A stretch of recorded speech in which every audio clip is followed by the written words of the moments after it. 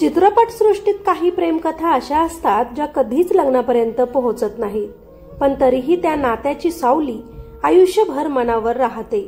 सचिन पिळगावकर आणि सारिका ठाकूर यांचं नातं असंच एक. आज सचिन पिळगावकर आणि सुप्रिया पिळगावकर यांना मराठी सिनेसृष्टीतील आदर्श जोडपं मानलं जातं. पण त्या आदर्श संसाराच्या आधी सचिनच्या आयुष्यात एक नाजूक, शांत आणि खोलवर रुजलेली प्रेम कहाणी येऊन गेलेली होती. ती प्रेम कहाणी होती अभिनेत्री सारिका ठाकूर सोबतची. 1975चं साल होतं. राजश्री प्रोडक्शनचा सेट गजबजलेला होता. गीत गाता चल या चित्रपटाचं शूटिंग सुरू होतं. सेटवर एक 18 वर्षांचा मुलगा उभा होता. निरागस चेहरा, डोळ्यांत स्वप्न आणि मनात प्रचंड प्रामाणिकपणा.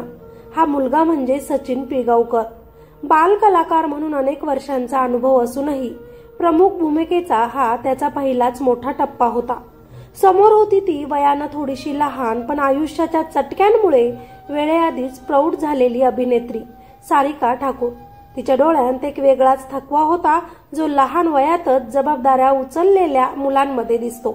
तिचं हसू गोड होतं, पण त्या हसण्यामागे न बोललेली वेदना लपलेली होती. त्यांची पहिली भेट साधीच होती. कुठलाही फिल्मी क्षण नव्हता, ना प्रेमात पडल्याची जाणीव, ना हृदयाची धडधड. पण शूटिंग जसं जसं पुढे सरकत गेलं तसं तसं दोघांमधील संवाद वाढू लागले. संवादातून मैत्री झाली आणि मैत्रीतून हळूहळू एकमेकांबद्दल एक आपुलकी निर्माण झाली. कॅमेऱ्यासमोर जे प्रेम दिसत होतं ते नकली नव्हतं. ते हळूहळू कॅमेरा बाहेरही आकार घेत होतं. गीत गाता चल प्रदर्शित झाला आणि सुपरहिट ठरला. प्रेक्षकांनी सचिन आणि सारिका यांच्या जोडीला डोक्यावर घेतलं. त्यांची केमिस्ट्री इतकी भावली की लोक त्यांची तुलना थेट धर्मेंद्र आणि हेमा मालिनी यांच्याशी करू लागले. एका चित्रपटानंतर दुसरा चित्रपट असं करता करता दोघांनी जवळपास 8 ते 10 चित्रपट एकत्र केले. या यशाच्या प्रवासात कुठेतरी दोघांनाही कळायच्या आतच त्यांची मैत्री प्रेमात बदलली. हे प्रेम मोठ्या घोषणा करणारं नव्हतं, ना गुलाब ना प्रपोज. ते प्रेम शांत होतं, समजूतदार होतं, एकमेकांच्या उपस्थितीत सुरक्षित वाटणारं होतं. सचिनसाठी हे प्रेम केवळ आकर्षण नव्हतं, तो त्यांच्या त्या नात्याकडे आयुष्यभराच्या नात्यासारखं पाहत होता. त्याला सारिकासोबत त्याचं लग्न दिसत होतं, त्यांचा आनंदी संसार दिसत होता. सारिकालाही हे स्वप्न सुंदर वाटत होतं, पण तिच्या आयुष्यात एक अडथळा कायम उभा होता, तो म्हणजे तिची आई. सारिका मराठी होती, तिचं आडनाव ठाकूर हे आईकडचं. तिच्या वडिलांचं आडनाव सावंत होतं. तिचे आई वडील एकत्र राहिले नाहीत. ती लहान असतानाच तिची आई तिला घेऊन घराबाहेर पडली आणि तेव्हापासूनच वडिलांचं अस्तित्वच तिच्या आयुष्यात फक्त आठवणींपुरतंच राहिलं. तेव्हा घर चालवण्याची संपूर्ण जबाबदारी तिच्या आईवर होती. त्यामुळे वयाच्या अवघ्या 5व्या वर्षी सारिकाला काम करावं लागलं. बाल कलाकार म्हणून तिनं इंडस्ट्रीत प्रवेश केला, पण बालपण मात्र कधीच जगता आलं नाही.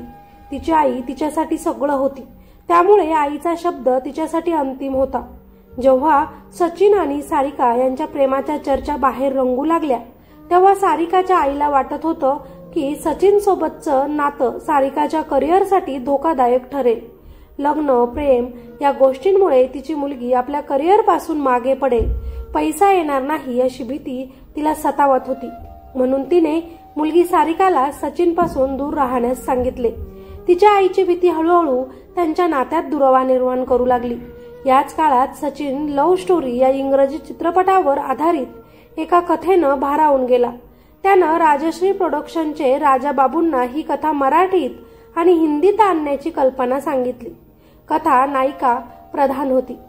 राजा बाबूंनी अट घातली की हा सिनेमा नायिकेच्या भूमिकेवर आधारलेला असेल.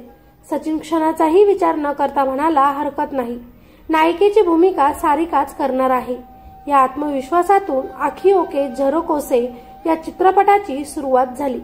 पण याच काळात गोपाल कृष्ण या दुसऱ्या चित्रपटाचं शूटिंग सुरू होतं. काही गाणी आणि दृश्यांचं चित्रीकरण झालेलं होतं. तरीही सेटवर एक विचित्र तणाव जाणवत होता, कारण प्रत्यक्षात पडद्यामागे वेगळंच काही घडत होतं.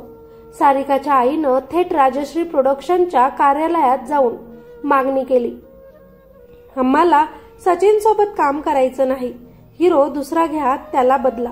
पण राजबाबूंनी ही मागणी ठामपणे फेटाळली. त्यांनी स्पष्ट सांगितलं की आजपर्यंत सचिन विरोधात कोणतीही तक्रार नाही. जर सारिकाला काम करायचं नसेल तर आम्ही दुसरी नायिका घेऊ, पण सचिन हे काम करेल. यावर सारिकाच्या आईनं ठरवून सांगितलं की मग माझी मुलगी सारिका हा चित्रपट करणार नाही आणि त्यामुळे सारिकाला गोपालकृष्णमधून बाहेर पडावं लागलं. सचिनच्या कानावर या गोष्टी पडल्या, पण सचिन या सगळ्यात मध्यस्थी करायला गेला नाही. त्यानं कोणावरही दबाव टाकला नाही. त्याच्यासाठी त्याचं प्रेम महत्वाचं होतं, पण त्याचा स्वाभिमान त्याहून मोठा होता. तो शांतपणे यातून मागे झाला. त्या क्षणी त्यांचं नातं तुटल्याची घोषणा तर झाली नाही, पण त्या नात्यातील दरी खोल होत गेली. भेटणं कमी झालं, बोलणं कमी झालं. त्याच दरम्यान आखिओके झरोकोसेचं काम पुढे सरकत होतं. पण आता त्या कथेत सचिनची प्रियसी सारिका नव्हती. तिच्या जागी रंजिता आली होती. गोपालकृष्णमधून सारिका बाहेर पडल्यानंतर सगळं अचानकच थंड झाल्यासारखं वाटू लागलं. कोणताही वाद, भांडण किंवा आरोप नव्हता. तरीही दोघांच्या आयुष्यात एक शांत अंतर तयार झालं होतं. एकमेकांच्या डोळ्यांत पाहून बोलण्याऐवजी आता मौनच जास्त होतं.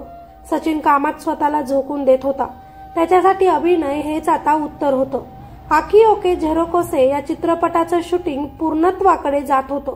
या चित्रपटात रंजिताने नायिकेची भूमिका साकारली होती. सिनेमा प्रदर्शित झाला आणि अपेक्षापेक्षा प्रचंड मोठं यश घेऊन आला. प्रेक्षकांनी चित्रपट डोक्यावर घेतला. गाणी, कथा, अभिनय सगळंच लोकांच्या मनात घर करून गेलं. सचिनचा स्टारडम अधिक पक्क झालं.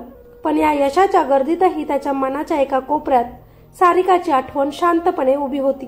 सारिकासाठी मात्र हा काळ खूप वेदनादायक होता. आईचा निर्णय चुकीचा आहे असं तिला वाटत होतं, पण आई विरुद्ध जाण्याची तिची हिंमत नव्हती. तिनं स्वतःला समजावलं की कदाचित हेच तिच्यासाठी योग्य असेल, पण तिचं मन मात्र ऐकत नव्हतं. आता सचिन सोबतचं नातं संपलं होतं, तरी त्याच्याविषयी तिच्या मनात कटुता नव्हती. उलट एक आदर आणि जिव्हाळा कायम होता. या सगळ्यांपासून दूर जाण्यासाठी तिनं मुंबई सोडण्याचा निर्णय घेतला आणि मद्रासकडे वाटचाल केली. आणि सचिन सुद्धा हिंदी सिनेमातून मराठीकडे वळाला व मराठी सिनेमा काढू लागला. तिकडे सारिकाने साऊथ इंडस्ट्रीत काम सुरू केलं. तिथेच तिची ओळख कमल हसन याच्याशी झाली. आधी मैत्री, मग जवळीक आणि हळूहळू आयुष्याने नवं वळण घेतलं. दोघंही लिव्हिंग मध्ये राहू लागले. लग्नाआधीच ती गरोदर झाली, पण त्यांनी त्या मुलीला जन्म द्यायचं ठरवलं. मुलगी झाल्यानंतर तिनं लग्न केलं. संसार सुरू झाला. काही वर्षांनी दुसरी मुलगी झाली, पण संसाराच्या चौकटीतही सारिकाच्या आयुष्यात सुख कायमच राहिलं असं नाही. वैयक्तिक आयुष्यात तिला अनेक संघर्षांना सामोरं जावं लागलं. सचिन मात्र मुंबईतच राहिला. काम, यश, लोकप्रियता या सगळ्यांमध्ये तो पुढे जात राहिला. पुढे त्याच्या आयुष्यात सुप्रिया साबणकर आली.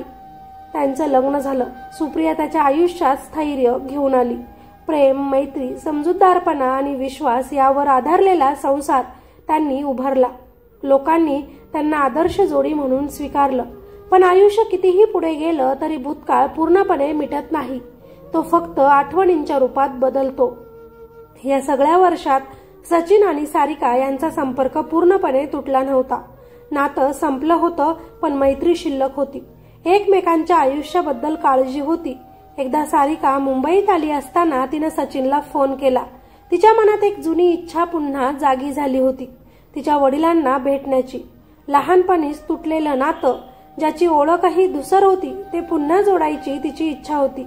सचिननं प्रेमात असताना तिला दिलेलं वचन आठवलं. त्यानं तिला सांगितलं होतं की जेव्हाही तुला वडिलांना भेटायचं असेल तेव्हा मला सांग, मी नक्की तुमची भेट घडवीन. दोघांचंही लग्न झालेलं होतं, पण तरीही तिच्या एका फोनमुळे सचिननं लगेचच प्रयत्न सुरू केले. त्याचा सहकारी संजय भालेकर याला त्यानं जे हॉस्पिटलमध्ये चौकशीसाठी पाठवलं. शोध घेतला गेला. अखेर सावंत सापडले. एक्स-रे विभागात काम करणारे ते साधे शांत माणूस होते. जेव्हा त्यांना सांगण्यात आलं की त्यांच्या मुलीला त्यांना भेटायचं आहे, तेव्हा त्यांच्या डोळ्यात पाणी तरळलं. अनेक वर्षांनी बाप आणि लेकीची भेट घडली. त्या क्षणी शब्द नव्हते, फक्त अश्रू होते. हे नातं जोडण्याचं श्रेय मात्र सचिनलाच मिळालं, पण त्यानं कधीही त्याचा गवागवा केला नाही. दोघेही आता आपापल्या संसारात व्यस्त होते, पण त्या दोघांच्याही प्रेमाच्या त्या सगळ्याच आठवणी सचिनच्या मनात खोलवर रुतलेल्या होत्या. म्हणूनच जेव्हा त्यानं स्वतःचं आत्मचरित्र लिहायचं ठरवलं, तेव्हा सारिकाचा अध्याय टाळणं त्याला शक्य नव्हतं. पण त्याआधी त्यानं एक महत्वाची गोष्ट केली. सारिकाची परवानगी घेतली त्यांच्या नात्याबद्दल लिहिण्याची. तिनंही मोठ्या मनाने त्याला पाठिंबा दिला. ती म्हणाली, तू जे लिहिशील ते खरंच असेल, त्यात काहीच गैर नसेल. सचिननं आपल्या पुस्तकात त्या नात्याबद्दल लिहिताना स्पष्टपणे सांगितलं की ते प्रेम उथळ नव्हतं, केवळ आकर्षण नव्हतं, ते खरं, प्रामाणिक आणि खोलवरचं होतं. प्रेमात असूनही त्यांनी कधीच शारीरिक जवळीक साधली नाही, कारण दोघांनीही त्या नात्याला लग्नाचं रूप द्यायचं होतं. ते प्रेम आदरावर आधारलेलं होतं. आज मागे वळून पाहताना सचिन म्हणतो की सारिकाचं आयुष्य नेहमीच संघर्षांनी भरलेलं राहिलं. तिनं खूप काही सोचलं, कदाचित त्यामुळेच तिचा देवावरचा विश्वासही ढळला.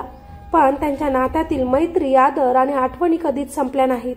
आयुष्यांनी दोघांना वेगवेगळ्या वाटांवर नेलं, पण त्या वाटा कधीच एकमेकांविरुद्ध गेल्या नाहीत. ही प्रेम कहाणी लग्नात बदलली नाही, पण ती अपयशीही नव्हती. कारण काही नाती आयुष्यभरासाठी नसतात, पण ती माणसाला आयुष्यभरासाठी घडवून जातात. सचिन पिळगावकर आणि सारिका ठाकूर यांचं नातं असंच होतं. पूर्ण न झालेलं, पण कधीही विसरता न येणारं. आणि कदाचित म्हणूनच आजही जेव्हा गीत गाता चल मधली गाणी ऐकू येतात, तेव्हा त्या सुरांमध्ये फक्त संगीत नाही, तर एका अपूर्ण प्रेम कथेची हळवी आठवण दडलेली असते. खरं तर आयुष्याने सारिकालाही पुन्हा एकदा वेगळ्या वळणावर आणून उभं केलं. सचिन पासून दूर गेल्यानंतर तिनं स्वतःला कामात झोकून दिलं आणि मुंबईपासून दूर मद्रासमध्ये नव्या आयुष्याची सुरुवात केली. तिथेच तिची ओळख कमल हसन याच्याशी झाली. आधी मैत्री झाली, मग विचार जुळू लागले आणि त्या मैत्रीने हळूहळू प्रेमाचं रूप घेतलं.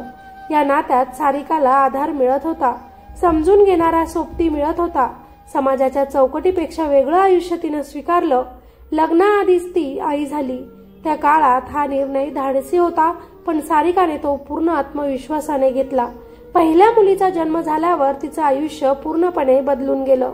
आई म्हणून तिच्यातली जबाबदारी अधिक गहिरी झाली. लग्न झाले, पुढे दुसरी मुलगी झाली. काही काळ संसार सुरळीत चालला. 2 मुली, काम, नाव, प्रसिद्धी सगळं बाहेरून पाहिलं तर परिपूर्ण वाटत होतं. पण आत कुठेतरी मतभेदांची बीज रुजत होती. विचारांची तफावत, आयुष्याकडे पाहण्याचा वेगळा दृष्टिकोन आणि सततचा व्यस्त कला विश्वाचा प्रवास यामुळे नात्यात दुरावा वाढत गेला. अखेर जवळपास 16 वर्षांच्या सहवासानंतर दोघांनीही वेगळं होण्याचा निर्णय घेतला.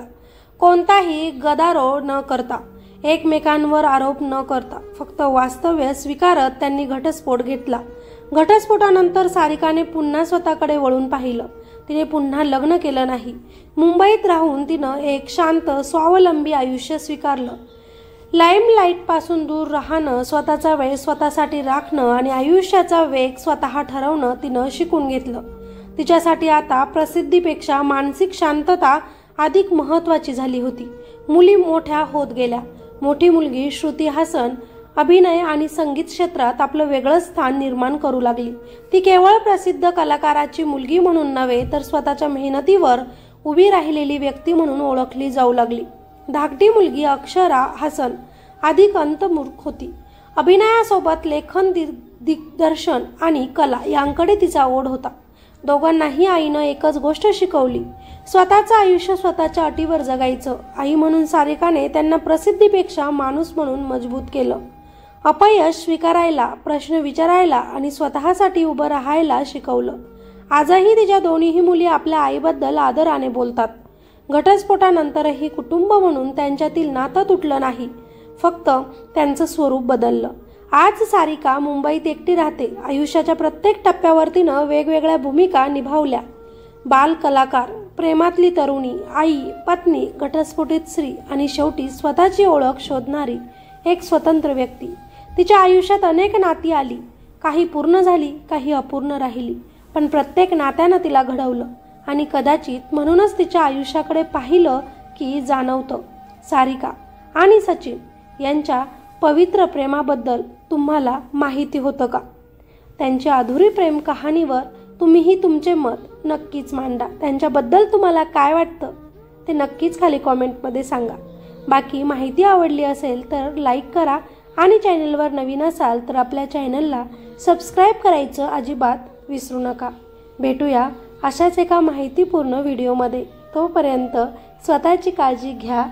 स्टोरी ऐकत रहा. धन्यवाद.